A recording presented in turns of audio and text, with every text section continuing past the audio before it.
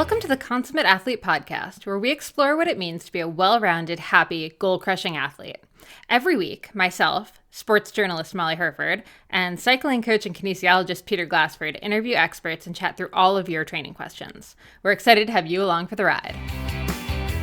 Hello. Welcome back to the Consummate Athlete podcast. Happy almost New Year. Peter, how is it going? It's going well. I guess I'm approaching a big birthday, so I guess that's okay.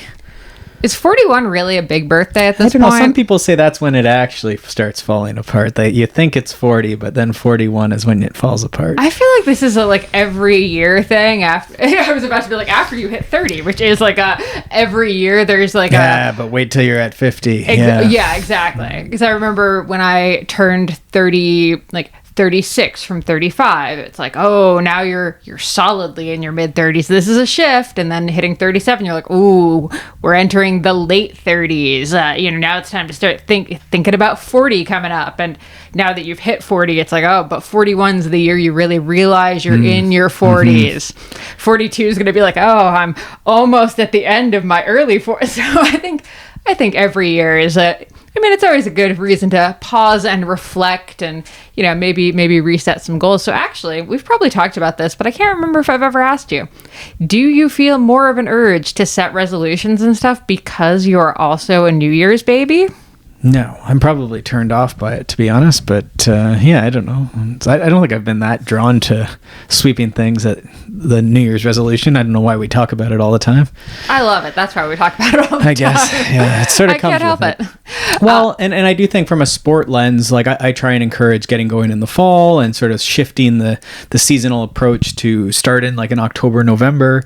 Rather than the new year, to try and avoid that we've got 2 months of training in before the holidays or a month in or whatever the case may be. But I think it goes hand in hand with goal setting and these types of things that we are in some way doing, whether we want to or not, with sport and athletics. Yeah, and I think while in this episode we are getting into kind of some of the perils and pitfalls of goal setting, resolution setting, especially as it pertains to diet culture, how we eat, even as athletes, how we're looking at food and making any kind of, whether it's weight or quote unquote eating clean type resolutions. I still believe in goal setting. I enjoy it. Mm-hmm. I like doing it. And actually, even as we pressed our two experts on it in the episode, for all we're giving all this guff to resolutions, we all admit to being pretty goal-oriented people. Mm. So I don't think it's a bad thing to set resolutions, but I think this episode with the hosts of Your Diet Sucks podcast, we have Zoë Rom, Kylee Van Horn. Kylee is a registered dietitian. She's been on the podcast a couple times. Zoë has been on in the past.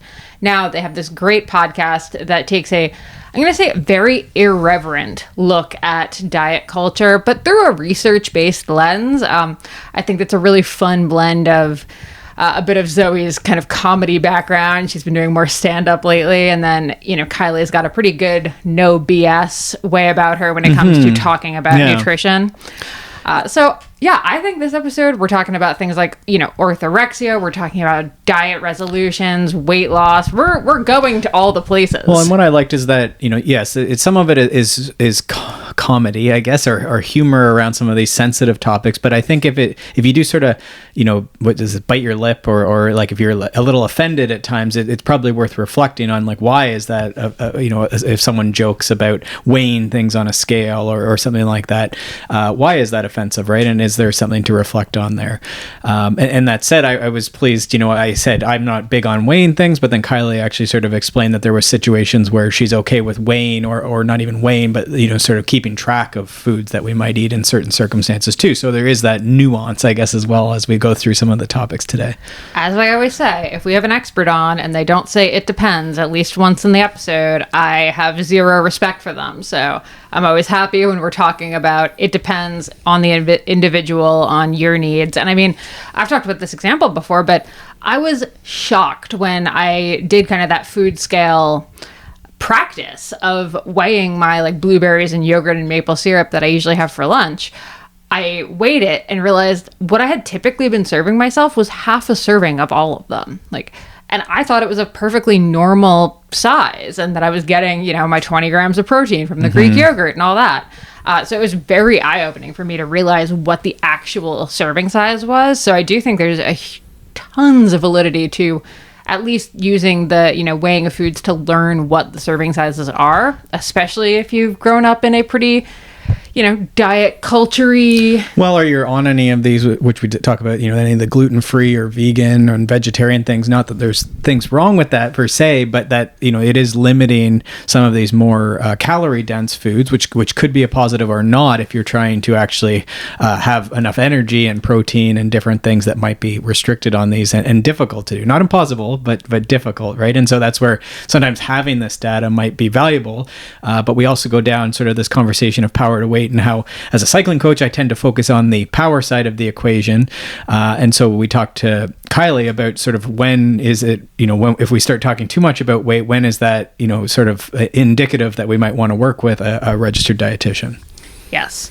So, I think this is a really interesting episode for anyone kind of wherever you are in your athletic / food related journey. I think, they brought up a ton of really important, issues and topics and stuff. And definitely if you have any more questions for them, check out their podcast. Again, Your Diet Sucks. And feel free to let us know if you have any other questions that you'd like to hear from an expert like Kylee or Zoe about.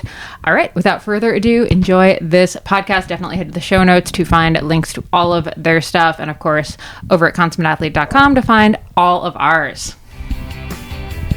Zoe, Kylee, welcome back to the Consummate Athlete podcast. I say back because you are both repeat guests, and now you're back as fellow podcast hosts of Your Diet Sucks. Love it so much. So welcome back. Pumped to be here with my co-host and IRL BFF.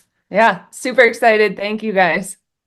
Yeah, so I wanted to just kind of start with a quick catch up. I would love to hear what made you to start the podcast and also what you two have been up to. Zoe, when I last saw you, it was not really my best moment in the entire universe. I think I was tears coming down my face, crying as I made my way down Hope Pass. You were triumphantly just crushing it at Leadville. Kylee, I know you jumped in later. So it's been a minute. But you had a great attitude. I know I tried to offer help and you were like, you know what? I think I just need to grind this out for a second. And I really respect that attitude of just seeing how far you can take it. And yeah, ran Leadville and sort of started this podcast actually just a month before the Leadville 100, really wanting to build something that met a gap in the marketplace that we identified. I really love well-reported journalism. And I feel a lot of times in the endurance space, a lot of the podcasts are just dudes talking to other dudes about stuff that they have no understanding of and just vibes.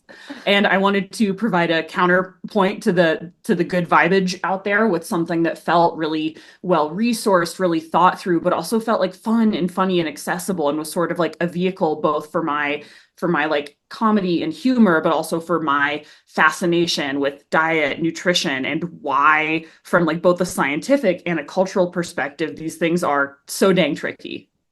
And then I get to add in the client work and that science side a little bit too. So I think it's a good balance to have on the podcast. Yeah. She keeps it grounded. I'm the one that makes all the nutrition mistakes, and she reels me back in.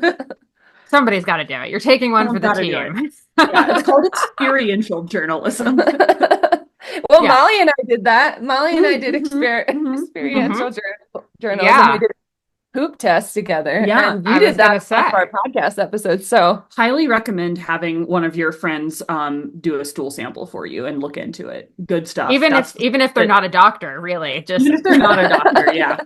Kylee tells me to stop dropping it off at her house, but I won't listen. But where does this fall on the Bristol stool chart? Really? Come on.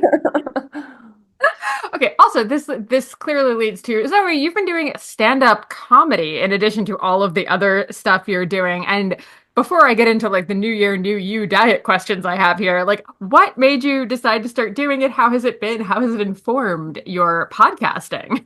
maybe whatever part of my brain was broken pre-ultra running remains unbroken in a way that leaves me with like maybe a shame kink that I can only address by doing stand-up on stage. But as a writer, actually, and as someone that does like a lot of journalism, like online, so much of what I do is sort of this disembodied practice of interviewing and trying to synthesize information for an audience that I don't know and don't have a super strong connection with. And that lack of feedback is actually really, and I'm sure you struggle with this in your writing and even with podcasting, is it's kind of tough to work so hard on something and then you don't get like immediate feedback. And the thing I love about stand-up is that you get immediate and visceral feedback on your work and your writing. And like good or bad, I actually just crave that clarity. Like if, whether I'm being heckled, whether I'm bombing or crushing, having like that clear, like, here is how I am doing, here is how this is landing is actually like, I think that's what really, really got me hooked on it.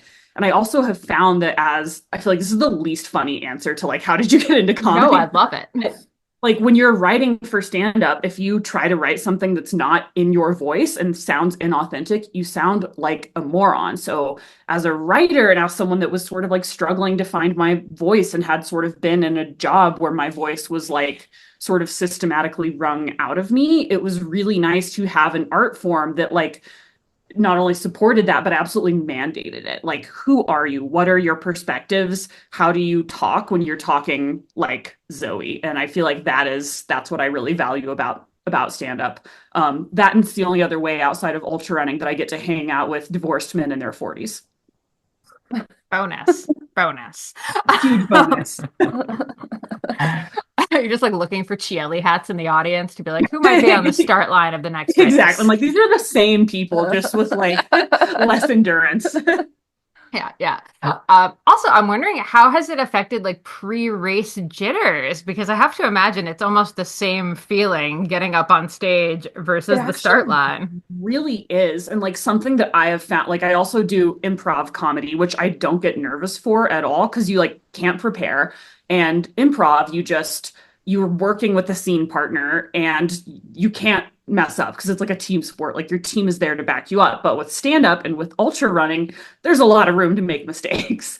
But I've found that like as nervous as I get, the only way to resolve that nervous tension is to go and do the thing. Like even if I have a bad day, it still helps me. Like the itch I have is like, oh, can I get a little bit better? Can I progress some part of my craft? Can I improve some part of my athleticism? And I get really nervous, but it's sort of like a pendulum swing. And the only thing that makes me get less nervous is just like doing it. And I always feel way better. Like as soon as I actually step on stage, I feel like amazing. It like requires a state of flow to really have the presence to connect with an audience. And similarly with racing, I always find that like if I am thinking hard enough to be nervous, I'm not running hard enough. And so it's sort of like if I'm having thoughts and I'm paying attention to how I'm feeling in a way that's not helpful, that's usually an invitation to like recenter myself, reconnect with the run, reconnect with my set, reconnect with my audience.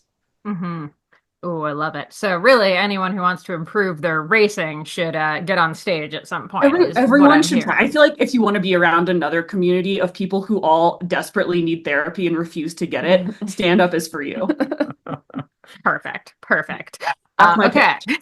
I love it. Therapy is probably on the 2025 resolutions list here. I'm just going to put that out there for maybe most of us listening to this, recording it, whatever. But on that note, New Year is coming up. Kylee, I know, you work with clients. I know for coaches, dietitians, this is the time of year you probably get the bulk of your inquiries. And I mean, athletes are thinking about their resolutions. So what do you know, or maybe not this year, any year really, like what are some of the things that you hear athletes saying around this time of year with resolutions, with goals that kind of raise the red flags? Yeah, we kind of did an episode on this as well on New Year's resolutions, and it's a lot of extremes, like people want to make these big sweeping changes versus like the non-sexy like little things that could actually stick. And in the episode we actually talk about how within the first week of people making New Year's resolutions, like 23% of people drop their resolution by the end of the first week. And then by the end of January, it's like 53% of people drop the resolution. And, we can kind of see that in like gym culture and stuff too. Like if you just go to the gym and it's like, it's like so crowded that first week and then it kind of clears out. But, as a practitioner, like I do get people that are really, I'm already chatting with some people that are getting ready for race season, which is great. I would rather people be starting early. But then it's more like the extreme, like the people that are like, I need to cut out all sugar, or I need to, make some grand sweeping weight loss goal of 50 pounds in a month. Those are the types of things where it's like, yeah, that's not realistic and probably not going to stick.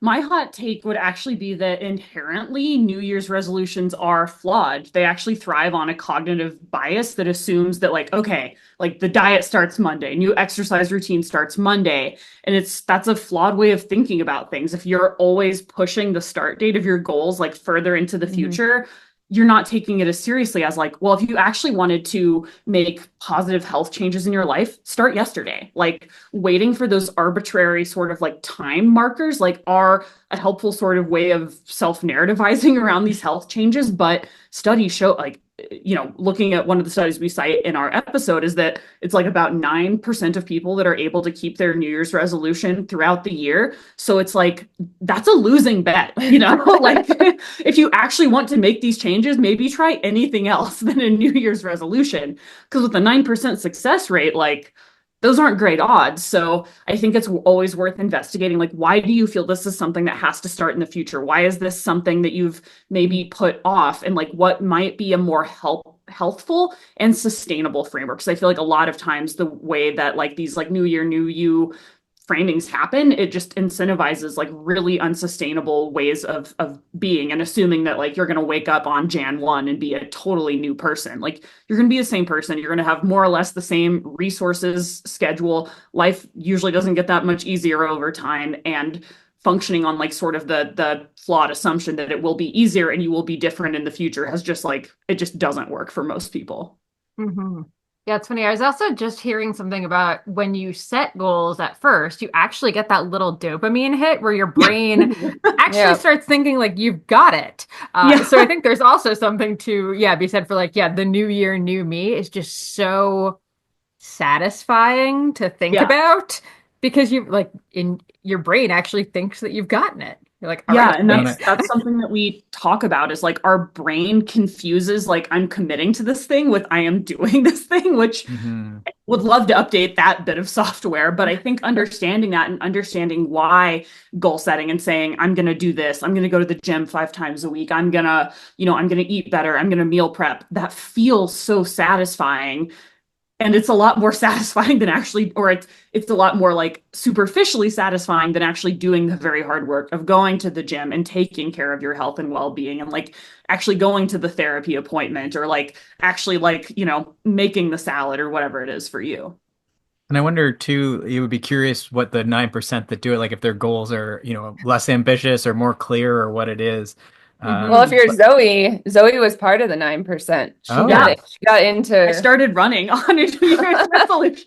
So I feel like things have gotten way, like, not only was I part of that 9%, but things escalated like way too quickly. So maybe I would not recommend like start running as a New Year's resolution because, years from now, I'm like, God, man, I got to rein in the running. Yeah. So I guess what I was thinking too with that thought was like, people often will like, I think it's almost like a clean slate on like New Year, it's like I can ignore all the past things. Whereas probably Kylee, you probably, you want to know like, how are you eating? Like, what is your environment? That sort of thing, right? What did you eat on December 30th? that then we can like move, a step this way versus thinking, again, like you say, like this whole new diet, whole new whatever strategy. I imagine like, is that like, that would be your ideal, right? And what you would probably guide someone towards. Yeah. And it's, like Zoe was saying, it's like, it takes smaller, more sustainable goals, which are not sexy, which are more challenging. And we actually did a little bit of research in this episode on like habit forming too. And like the 21-day thing like that's out there for like changing habits isn't really that accurate when we look As at in a different study we found identified that on average it takes between 7 and 254 days to build a habit, which is It's a range. Yeah. different. It's a pretty big range. And I know we always like gravitate towards these little like mental shortcuts of like, oh, if I can just do it for 21 days, then I'm home safe. And the unfortunate reality is like sticky changes these things take a long time to stick. It takes like a lot of different like systematizing these things takes a long time and a lot of persistent effort and upkeep. Well, and I think if we look at things like weight loss, specifically because that's one of the most common like aesthetic goals for the New Year's, one of the most common things and things that I hear from athletes. And I think the tough part is that we all have our own like relationship with food and our bodies, and that story can be like very, very long and complicated. And so, you know, just saying I'm going to do Whole30 and going into like this restrictive mode, I think that that sets people up for failure as well, because it's a lot more complex when we get into the actual like mental and like physical side of things and changes and all that. Mm-hmm. I want to come back to the Whole30, but I do want to kind of, okay, so what do we do? I mean, how do we come up with like the small goals, the small habits that we actually should try? Like, what are your theories on the, okay, well, let's not call them resolutions, but, you know, obviously goal setting has clearly worked for, I'm going to say all of us. Like, we've all had some good race results, some good life right? results. Yeah, we both have these podcasts. We've both had these careers. Like, I mean, both like groups of us here, like all four of us have, like, clearly we are Jobs, we have podcasts. So what does work? Setting SMART goals is something that we talked about a lot in the podcast and that Kylee does with her clients. So having things that are measurable, having things that are attainable, setting goals that actually like reflect the like reality of your existence rather than assuming that January 1st, you're going to be a completely different person with different resources and bandwidth.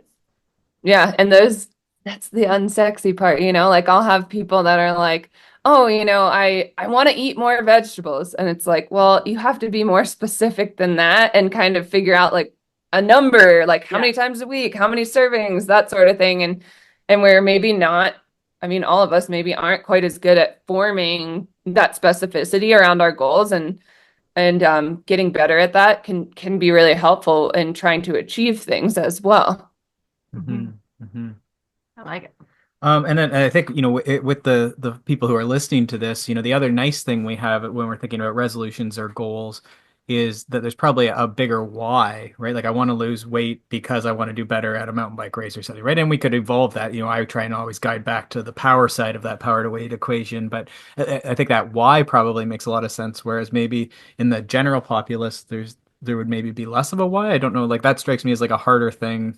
You know, you want to eat more vegetables, but it's not, you know, maybe for health or something, right? Like it's, Yeah. do you think it's easier for athletes? I think that it gives some people plausible deniability, which can actually even be more dangerous, knowing that endurance athletes are particularly susceptible to eating disorders, disordered eating, and restriction in a way that, you know, can disrupt your athletic performance and even your life, mental health, and well-being. I think sometimes folks will launder the language of weight loss through like, well, I just want to be faster. I want to get fitter. And sometimes that can paper over like a potential underlying mental health condition, a desire for control, or potentially an unhealthy perception of what your ideal body weight is. And I think that always like being curious about the why is so important, and always trying to just be honest about what the underlying thing is there, and not saying that weight loss is absolutely never an appropriate or acceptable goal for people. I believe people have complete control over their body. Like bodily autonomy is a thing, and people are allowed to and should do what they want to with their bodies. But I think being honest about why you're pursuing certain things and how much of that is maybe like just put upon you by culture and by narratives that aren't grounded in science, aren't grounded in evidence, aren't grounded in good intentions for your well-being, much less athletic performance. So I think that always being skeptical of the cultural narratives that say like you should be healthy, but also when we say healthy, we actually just mean skinny, because like that's what culturally that's oftentimes what we mean. We just, now it's becoming less acceptable to say, to be as like weight centric. I mean, it's still pretty bad, but now people have gotten, especially like the diet industry has gotten really smart at hiding a lot of like sort of like fortune cookieing their messaging in the language of health and like well-being and wellness. Mm-hmm. You're right. There is almost like a bit of a wink where you don't necessarily see lose 10 pounds this month on the covers of magazines, but like there's headlines that pretty much imply like, don't worry, you'll lose 10 pounds at the end. It's like, love your body, but wouldn't it be great if it was totally different? Exactly. It's very hard to sell people things if they actually love their bodies. Well, yeah, I mean that's the whole thing, right? And it's funny. There also is, I do think, like on the other side of the athlete spectrum, and I put myself on this one. I also think athleticism is maybe a good way to launder a really unhealthy diet, because God knows I've been down that road, especially like during my early like vegan athlete days, like Mountain Dew and Oreos were pretty much my like breakfast, lunch, dinner, because both of those things are vegan. Super great when you're training a billion hours. Can't survive on that. You know what? I think my blood might actually be green from that time of life at this Literally point. Tim Walls' diet. It's interesting. We had just done an episode about biohacking, and there's emerging evidence that particularly men and athletic men, biohacking for a lot of particularly younger men is actually sort of like their entry point to disordered eating and eating disorders. But because it's like you're able to sort of like veil it in this language of biohacking and athletic performance and optimization and health and wellness, and because it's coded male and we don't always associate things that are coded male with eating disorders and disordered eating, biohacking has actually become a huge concern and a really big way that men end up falling down the slippery slope of disordered eating and eating disorders without even realizing it. And I feel like that's something that athletes can fall into as well, because there's that like plausible deniability of like, oh, I'm not trying to lose weight. I just want to perform my best, or just like, I just want to look like all the other girls on the start line. And it's whatever story you're telling yourself, I think we should always be skeptical of that narrativization. Not sure that's a word, and if it is, I'm definitely not saying it correctly. But like, if the end point is still being unwell and still restricting and still not addressing underlying mental health concerns, then I think that's what we need to always keep our eye trained on in the long term. So, Kylee, are there any things that, I mean, you've kind of talked about this, but like if an athlete's coming to you, where are some of like, your yellow flags, actually, not just red flags, that someone is kind of like in this sort of, this is our lead into the orthorexic conversation here, orthorexic territory. And, one thing we mentioned as we were emailing about this is this like eating clean, in air quotes here. The clean eating, the extreme cutting things out, sometimes even I'm not trying to discredit, but like people that are like, I have to be gluten free, or like I have to be dairy, gluten free, all the things free, and I'm like I don't think that's really what you need to be doing. Cheat meals, like cheat days, that kind of thing. If you're feeling like you're cheating by eating food, if you need a permission structure to eat a normal ass meal, that should be of grave concern. And what is your take on like measuring and tracking and MyFitnessPal like all the time, right? Like if they're working with someone like yourself and you do a 3-day meal log or something, like I get it, but what do you think if it's like I track every single day, it loads into all my apps and everything else? See, that's complicated because I think that has to be taken on an athlete by athlete basis, because I actually do have some athletes that tracking motivates them to eat enough. And it's a different perspective, I know. And I'm always skeptical when somebody's like, I have to track every day. And when I'm working with people, I do try to give them a toolbox and a way to view things where they can go out to a restaurant, not feel like they have to track everything, etc. But at the same time, I think for some people, there's a place. I know that might be a little controversial. You mean that you have to assess athletes on an individual basis? And Wait, they're people? Back up. Now the measuring piece, I would say like that's to me, that's almost a little more questionable, because I think you can develop a good eye for yourself, like a good, you can measure things out, you can learn from that, and then use that moving forward. I don't think you need to be weighing every piece of like chicken that you eat and all of that. So you're differentiating. I like that. There's like a tracking versus a measuring there, where there's like a little overlap, but those are two different things in some ways. Yeah. Yeah, and when I'm working with athletes, like I might use those tools with people if they're like, I would love to just learn, like what is a 4 ounces of meat look like, or tofu or whatever you eat. What does that look like? And can I measure it and get an eyeball perspective for it? And then the same thing with like combining that with tracking. Like they might do a little bit of that, and then we have conversation about it, and then we talk about, hey, it'd be great if we can back away from this. How does that feel to you? Like, are we able to test this?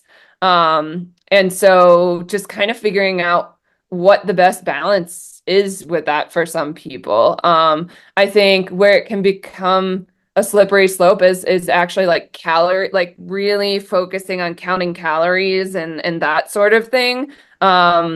Because people will say, well, I just, it's just so I get enough. And then when I chat with them more, it's like more of this control thing. And there's always numbers running through their head. And so that in itself can become a slippery slope too. Sure. And that's something we talk about a lot, is that eating disorders are an internal thing. It's a mental illness, and you can't just diagnose people based on how they look, or maybe even how those symptoms present, because counting calories for one person could be a vital tool for meeting their energy needs.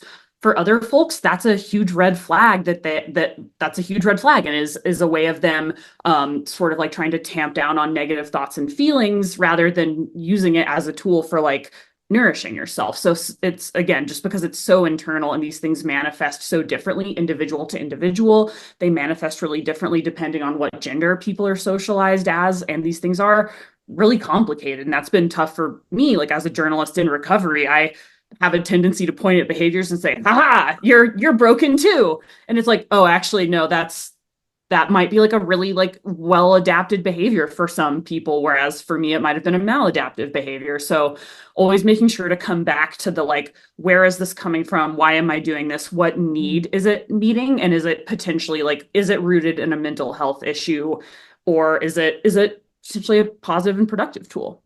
Yeah, like even, with the scale, weighing yourself, tracking. With some athletes that I work with, they're like, this is just so all consuming. Like, I do it as an emotional crutch. Like, after time, they recognize, like in our work together, like, oh, I'm using this as an emotional crutch. Like, I don't actually need to be doing this. I need to address that emotional mental health component. And I see that often with athletes, that they don't recognize that's what it is. And then we work together, and then they're working with a mental health professional, and we can change that behavior. Mm-hmm. Now, we've mentioned eating disorders, disordered eating. Let's actually define orthorexia for anyone who maybe hasn't heard of it, or has, heard it in this context, but doesn't know kind of exactly where it falls. Because I know it's not actually like, we've talked about, it's not actually in the DSM. So it's kind of this weird amorphous thing. It is. It's something, and there's a lot of debate over whether or not it should be recognized as a specific diagnosis. But orthorexia is essentially being overly concerned with the cleanliness, purity, or health aspects of your food, to the point that it's detrimental to your overall health and well-being. And like you said, it's not currently recognized as an official diagnosis, but I do think it's a helpful framework, because increasingly, with like sort of a cultural trend towards healthism and an obsession with purity in a way of like individuating human health, as opposed to addressing potential socioeconomic causes of health issues, or like the more systemic factors, we're seeing like people's interest in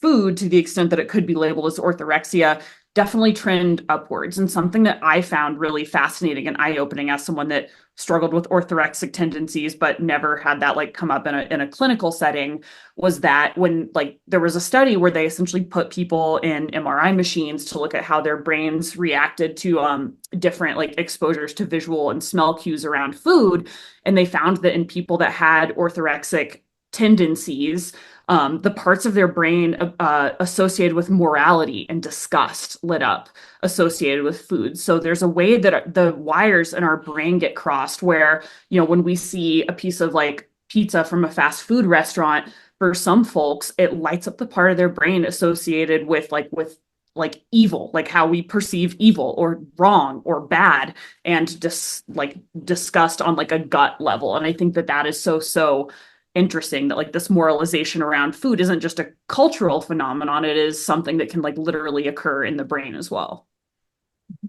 And I imagine it's very tricky for a dietitian to unpack. That does not be a lot for Kylee to handle. A little harder. Yeah. Well, and I mean, on that note, because it's not, you know, technically in the DSM, I feel like there's probably also a lot of primary care doctors who are not going to flag it. They're going to be like, oh, good for you. You're eating healthy. That's great. Good job. Great work. Keep up. And you're like, but I was hoping to get a referral for therapy or for a dietitian, all of these things that won't be covered by my insurance if you don't refer me.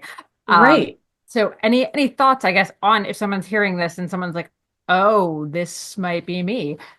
How to talk to a doctor about it in a way that might get the ball rolling. I definitely want to hear how Kylee handles this in her practice. But again, going back to that part of like behaviors that might be healthy in someone else, like paying attention to the ingredients of your food and where it's from, like bringing an additional awareness to the nutrition content and the health. That's good. It's when it starts to negatively interfere with your life and is papering over other things and starts to become a disordered like relationship with food, where it starts to sort of like cannibalize your life and disrupt your ability to like function on a social level, function on an athletic level, function on just like a human level, when things become really, really not good. And I think that's what makes it so tricky, is a lot of orthorexic behaviors would be seen in culture as like commendable, as positive, as something we would lift up and celebrate. And you will absolutely become famous on TikTok for having these tendencies.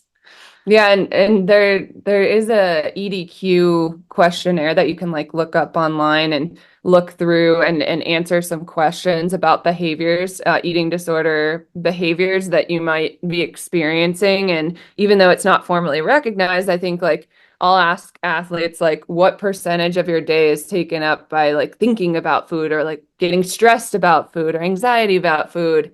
And then like Zoë was saying, like, is this interfering with like your interpersonal like relationships and going out to dinner and all of that kind of stuff? Like evaluation of that sort of thing is important. But the hard part is in the medical and traditional Western medicine, it's very weight centric. And a doctor, like the way in the US the system is set up is it's like, we have 10 minutes, we have 15 minutes, like it's going to be harder for them to maybe pick that out. And it's the system is kind of broken, you know? So I think it's going to be more difficult to say, like, I can rely on my doctor maybe to pick that out, which is hard. And so that's where actually I would say, if we relate this to athletes, like a coach might be able to pick up on red flags, a partner might be able to pick up on red flags. So even like the people that know you are closer to you, like that, I'm not saying that someone has to broach that subject with someone else, but it might be something to consider. And I think that what it comes back to so often is like trying to widen our lens on what health is, because health isn't knowing absolutely everything about where your almonds were sourced and making sure they absolutely never touched a pesticide. Like if that level of focus on food is preventing you from fueling yourself sufficiently, meeting your energetic needs, meeting your micro and macronutrient needs, if it's preventing you from like going to a holiday party with your friends, that is unhealthy. Like if your focus on health is undermining other aspects of health, like mental health, social health, spiritual health, that is when these things become of grave concern. Mm-hmm. Yeah, and I'd say in the last couple of years, I've definitely become much more sensitive about never mentioning another person's body in any way, shape, or form. And I think, within the athletic community, that's pretty hard to not do because, like, it's so tempting to be like, oh, you're looking, even like you're looking super like buff right now. Like, oh, you're looking super strong. Usually that's because like your muscles are slightly more like cut in, which usually implies that there's been some weight loss in order to have those like it's a freaking minefield, but that's kind of my like number one thing I've realized is like we just don't talk about it. I've had quite in the last 2 weeks, I've had quite a few conversations with people about how they go home and then people say things like, you look so healthy or you look fit. And it's like, that is totally triggering for them. And so they have to have a toolbox to be able to like come back and, recenter and not go down a restrictive pathway just from comments like that might seem well-intentioned, but are not. And so right. I remember one time someone saying like, oh, you look really healthy, and just being devastated by that comment back when I was in my early 20s. Yeah, because like, especially for women, it's so like all these things that like they're like sort of like cloaked compliments. Like you look like I one of the stories I shared on the podcast was I had a photographer call me brave for wearing a sports bra in a photo. I was like, I really don't think it should not be brave for like existing in a human body. Please and thank you. That's not great. And like I know that like a lot of times these are not intended to be malicious, but like we just kind of end up showing our hand and how we value human bodies. And it is tough because in sport, like it is not a disembodied practice. Like our bodies are a part of it. They are very much present.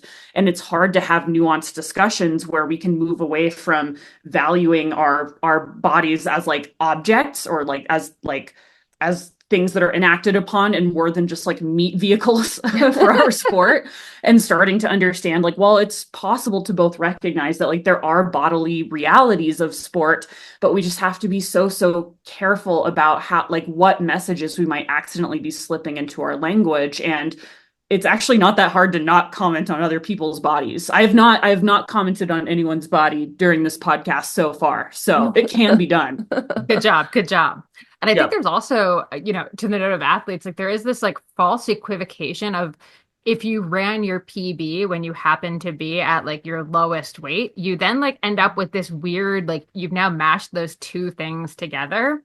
And now in your head, like those two things are like, they're linked, even though you might actually run a faster PB were you to be fueling in a different way, perhaps.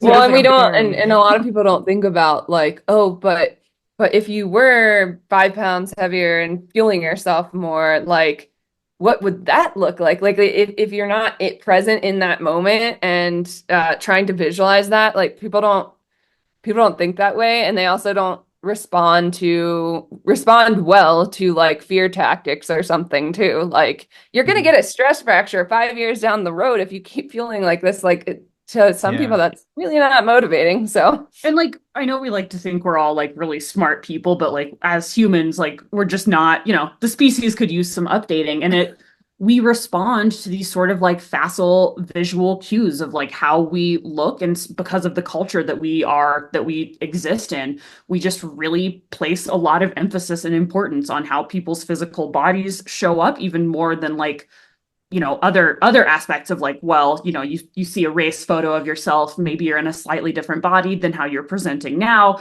And it's really easy to clock that and gravitate towards that narrative rather than like knowing, like, there's not a caption that always says like, here's how many grams of exogenous carbohydrate you were taking in per hour. And here's how efficient you were at fat oxidation. And like, here's how good your mental health was. Like, it makes sense that like it's sort of like the most easy and apparent thing to see, but that doesn't actually make it the most easy and apparent or like most important part of athletic performance. And in fact, it is, we're not going to sit here and say it's not a factor at all. It is, but it's one of like so many other factors that focusing on it to the detriment of many other more important factors is just such a poor way to go about improving your performance. And I'll just say, if anyone's looking for resources, I've been working through a course by, I think it's Coach Her. I'll put it in the show notes, but it's sort of all around body positivity and things that just challenges that women face taking on sport. There's actually an accidental survey question at the end of it he showed me that was like, how often do you think that self-image impacts girls in sport or something? And it was like, always, most of the time, sometimes, almost always, and always as the answer. I was like, Molly, do you think this Wow. is like trying to like trick me into like saying that it's a problem, or like, what they mean? Anyhow, it's really good, and it is like some of these things. Just wrapping back to what you were saying about the comments, like it could be meant positively, but we have to remember that, as you say, it might anchor someone to, I have to hold this now forever, or else I'm not enough. Or a lot of times there are other teammates or sisters or friends or parents who are also listening, who then feel like they're not enough. So sometimes these phrases that we don't think about, and maybe we thought were good, or someone said to us, in a previous life when we were young athletes, it seemed like they were well intentioned, but then they can have like these consequences down the road. And so I sort of bring that up, but I thought it's been a good course otherwise, and it's free as well. I should mention that amazing. free courses are great. Oh, Yeah, that's awesome. love that. We'll put a link in the show notes.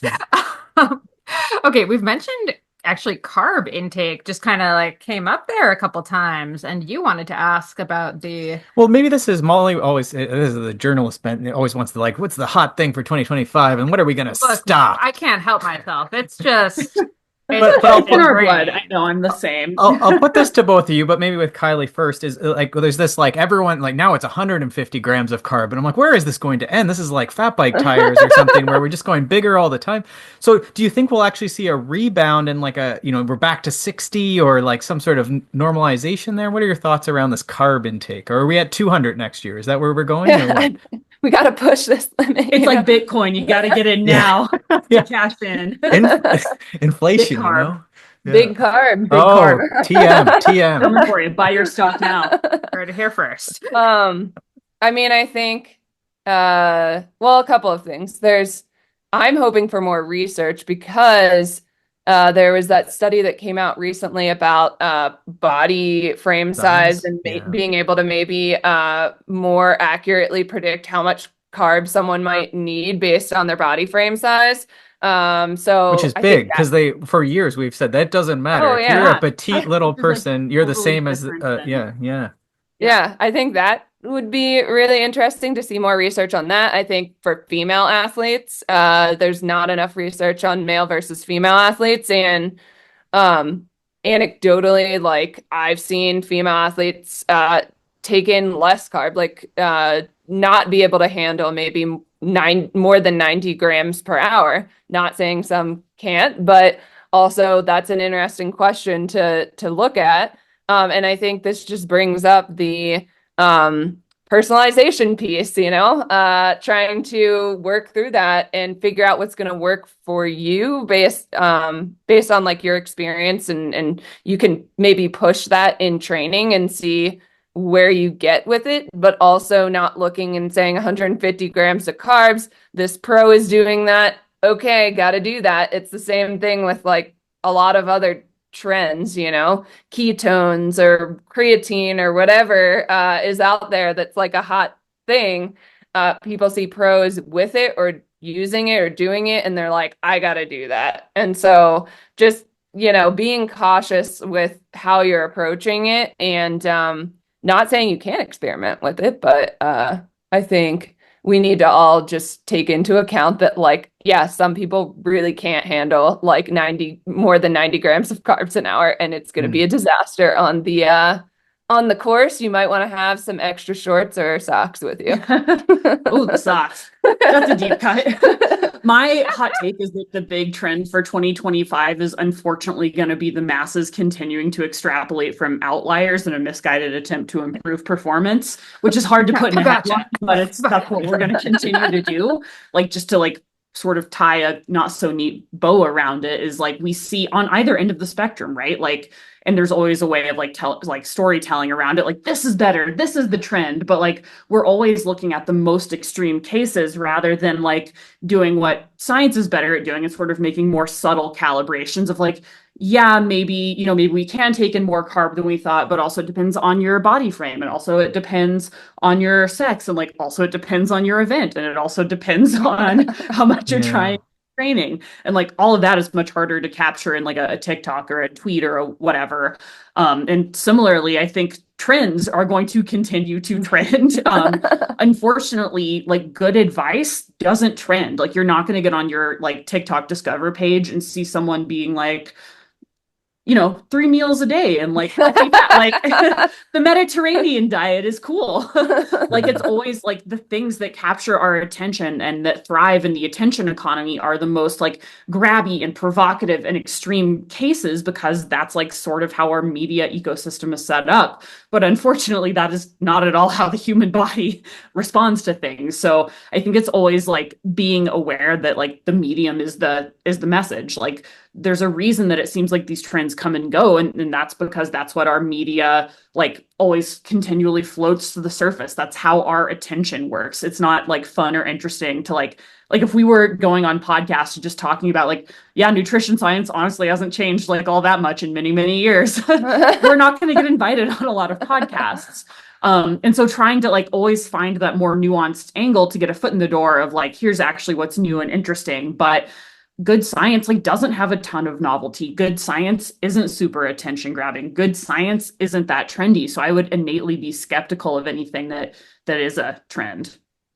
So I should take the bowl that I had on my handlebars with the sodium bicarb that I've just been spooning into my mouth. Honestly, if you can eat bicarb on a bike, I absolutely need to see a video of this. This is what social media. Did you see Mike Woods? Mike Woods did it. It was great. Yeah, Canadian legend. Yeah. At World Championships while like riding in the World Championship race. Yeah, because they like wanted him to be ready for the finish. So they were like, at like 4 hours, we're going to give you your soup. And so he like took it and started eating it. Yeah. I think it was more for. I just think it's like so funny to watch the world's like fittest people gulping like soup from Alien versus Predator on a race course. Yeah. Just big bicarb, really like trying to make their cash in on their sponsorship of the team in that race. Yeah. Sponsored by sodium bicarbonate. Yeah. Just the generic brand. Just pour your baking soda in. Yeah. Delish. Science fair volcano in my shorts.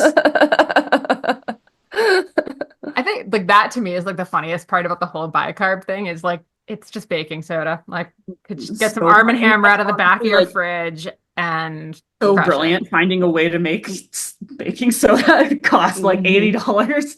That's brilliant. I mean, just like 10 out of 10 kudos to whoever's idea that was at the board meeting. It's good stuff. Okay, so we talked about the high carb. Now I'm curious, do you think low carb, do you think we're going to be cyclical with this? Do we think low carb and keto are also going to start worming their way back into athlete mindsets? Like, have we carved out at some point? I think this is where I think things always go in cycles, like low fat craze or low carb craze. But also with a lot of these diets, and we talked about this in a couple of our episodes about how people gravitate towards some of these ideas because they want a feeling of like belonging to a tribe or a cult. So it's kind of like this cult like diet that might give someone a feeling of purpose or something. And people latch on to that, and then it's like religion for them. So I don't think it's going to go away. I actually think there's a way where the more that like the high carb storyline gets emphasized, that will just sort of catalyze the low carb people to like, it just sort of like affirms their us versus them beliefs and will force them even further into their corner, even further into their dogmatic way of being. And people love being like playing the victim or playing the outcast. And I think that we're increasingly seeing people really build these tribes and these communities around hyper specific diets that aren't so much grounded in science and evidence as grounded in that need to form an identity, because unfortunately you haven't gotten into stand-up comedy in your 30s, I guess. Like I do the same, like I am an adult woman who does improv. Like I am also in a cult, but it's just way more affordable than paleo. I can eat whatever I want, wear whatever sneakers I want. True, it's true. It's making me want to try stand-up comedy. I don't know. That's really what I've gotten out of this. Peter, do you have any final questions before we wrap up here? This might not be a last 5 minutes Oh type boy. question, but I mean, so when we're looking, sort of related to all this, the way I think, I'm going to run this by you. We'll see what you think. So there's power to weight. And this is something that like I've never really, like I'm aware of power to weight. I'm a cycling coach. I know what it is. But it's not something I really pay a lot of attention to or track or ever really thought about, right? Like I always thought about like pushing more power. And that's like, I try and think about it, and then I try and like if I look at an athlete and it's a runner or whatever, and can we make you faster? And usually I'm like, yeah, I think we can make you faster, right? Like there's lots of things we can do. Most people aren't tapped out, especially masters athletes. But then when the conversation becomes like about weight, I'm like, well, we should get a dietitian involved in this, right? Because if it's not obvious, right? It's like, oh, you just eat like, frozen pre-made meals or Oreos and something, Mountain Dew. right? Then maybe we could eat better. Like that's obvious, but that's sort of how I think about it because I always feel like people would like the body will adapt and become part of of cycling or running or whatever it is, and it's if we focus on the power and just sort of go at it, that it'll work out. But I don't know, do you think I'm like I guess what I'm asking you for my therapy session here is like am I blinding myself to like weight and body size and stuff by this? Do you think there's like a problem without, can we live without power to weight is maybe the question I'll as cyclists and Not cycling if you're on coaches. Zwift. Well, that's a whole other thing, but yeah. Uh, I think that, yeah, I mean, it is a complicated question. I think the approach that I take with athletes is working on, yeah, if it's not like a frozen meal situation for every meal, then have they worked on things like the timing and the composition based on the training day and those sorts of like more in-depth nutrition concepts to maybe, I hate the word optimize, but like to maybe optimize their nutrition a little bit more and like how can we focus on adding things in or making this composition a little bit better versus like how can we cut out calories? How can we restrict this thing or that thing? And I find that to your point, like doing some of those things can give performance gains to an athlete without directly focusing on like a singular like weight number on the scale. And that maybe there will be weight loss or maybe there will be composition changes with some of those changes versus directly focusing on a number. Because I find that when people directly focus on that number, they automatically want to go to extremes because they're like, I need to get to this number because this is like what I calculated. And I'm like, well, what if we focus on these habits instead and altering your nutrition in this way and see where we get and go from there.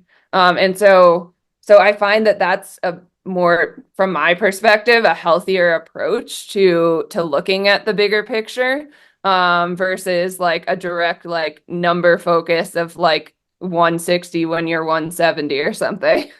Yeah, I think it is all about like where you place that emphasis because focusing on power, focusing on performance, and then eating well, training well, and trusting your body to assume the form that is most fitted for that level of performance. And oftentimes, like, yeah, maybe it runs counter to what our culture says an athlete looks like or should look like or whatever. But if the goal was performance all along, then you're still okay. And I think that again, oftentimes being really honest about where that desire is truly rooted, and if people still are really clinging tightly to that weight loss goal, being honest that focused on that, there's still no guarantee of performance gains. There's still no guarantee of power gains. Whereas if you focus on the performance and you focus on the power, let the body do what it needs to do, that's the outcome we should be focused on.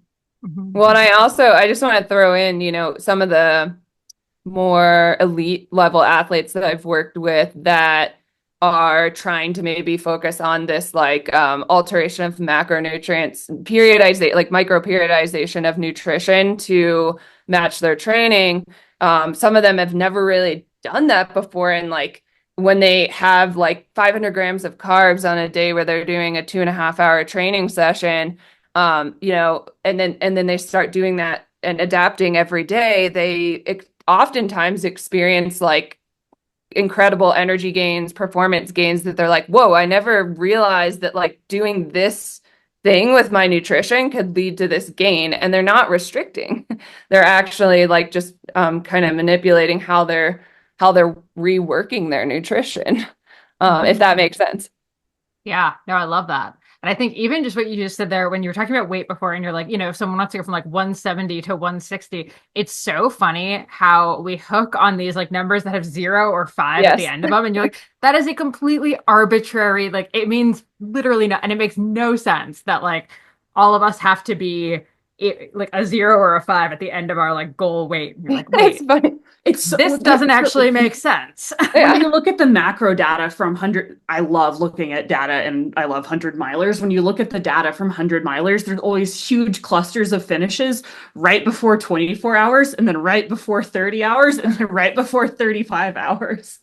And it's like, that's not how human bodies work. So like it is just like fully we gravitate towards numbers that we can storytell, like numbers that are essentially words to us rather than actual numbers. Or clinging to like, I was this weight in high school and now I'm 45. And it's the like, one that kills me about women is like, I mean, so much of like something we talk about is like the weightriarchy. And I feel like so much of the pressure that's put on folks who are socialized as women is like, our bodies are changeful. They go through a lot of changes in our lives, and that's awesome. But it is also like scary and uncomfortable. And I think it makes society uncomfortable, judging by how not often we talk about these things out in the open. And weight loss is a way of controlling women's bodies, which are like not that controllable. There are lots of processes and cycles in ways that I think are really hard for our culture to cope with. I think it's also hard for people who live in those bodies to cope with. Sometimes they're scary or uncomfortable changes as much as they're like beautiful and amazing too. And so much of this trying to wrest control back from nature is a way of like denying our biology or denying the amazing things that our bodies are capable of and denying like, I don't want to have anything in common with my high school self. Jesus Christ. Like, I want to be as far away from that person as possible. I had braces and played oboe. I want to have a completely different body. Like, I am so glad that I look and am different than back then. And like, if you're an adult woman trying to be a teenage ass girl, like, sister, please, you have better things to do with your life. Start a podcast. That's it. That's a normal woman. Get into comedy like the rest of us. Deal with your not like a coward by losing weight. Be brave and do it at midnight in front of a paying audience like a normal person. There it is. That's the pull quote from the episode. Okay, well, you know what? I don't think we can top that. So I think let's wrap it up. Tell everyone where they can find you, where they can listen to more of this. I feel like we're going to have to just relabel this as like the Consummate Athlete Comedy Hour for this episode. But for more of that, where can everyone find you? Yelling About Weight Loss, my new stand-up special. You can find us at Your Diet Sucks Pod on Instagram. You can find Your Diet Sucks wherever you get your podcasts. And then I'm at Blind Nutrition 3 if you want nutrition tips that are evidence-based and fun. Also, you have a book. Oh yeah, and my book is coming out, Practical Fueling for Endurance Athletes. It comes out March 3rd.